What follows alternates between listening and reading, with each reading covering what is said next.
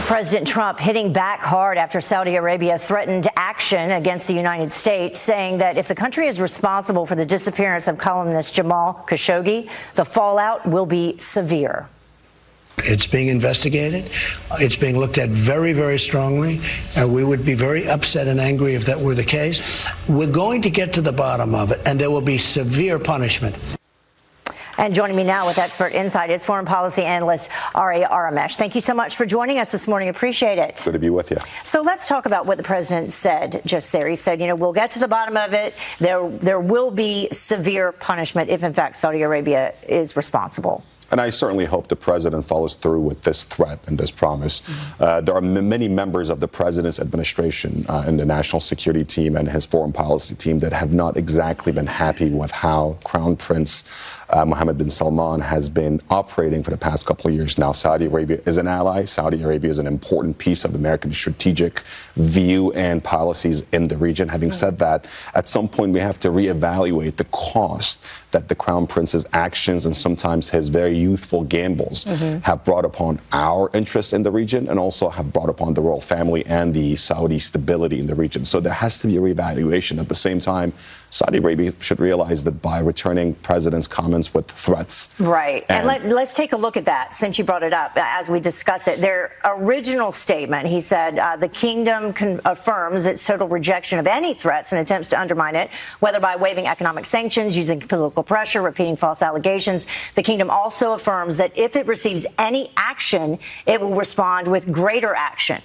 That was their original tweet that went out, their comment, but then they walked it back a little bit, saying to help clarify recently issued Saudi statement, the Kingdom of Saudi Arabia extends its appreciation to all, including the U.S. administration, for refraining from jumping to conclusions on the ongoing investigation. So they're upping the ante, but then they also realize very quickly that upping the ante could be very costly. And that's exactly what I'm talking about.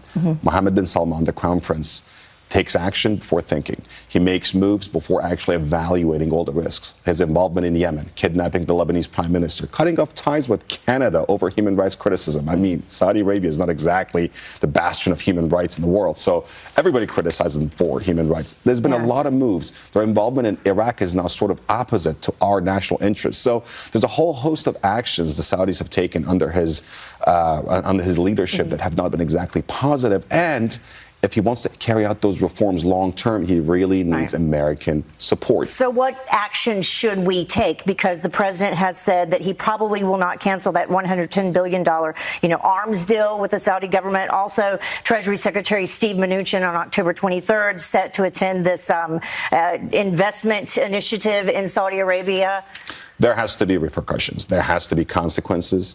Saudi Arabia is not going to wake up tomorrow and after over half a century of buying sophisticated American weapon systems to just start buying Russian or Chinese or South African or British Because systems. That's what Senator Marco Rubio said. Correct. If we cancel that, they'll find somewhere else to buy them. Well, that's not exactly true.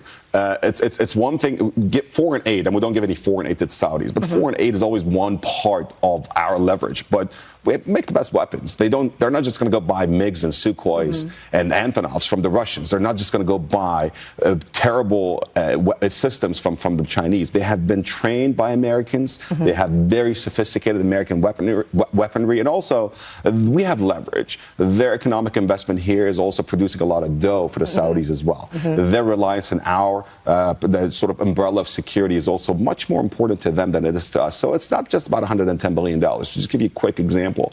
The biggest military purchaser of American weapons before '79 was the Shah of Iran. When he collapsed, what happened? We sold to somebody else. Yeah. Not that big a deal. They rely on us way more than we rely on them. There has to be consequences. Right. We need to remember that for sure. All right. Thank you so much for joining us. Appreciate it. Great stuff. Well,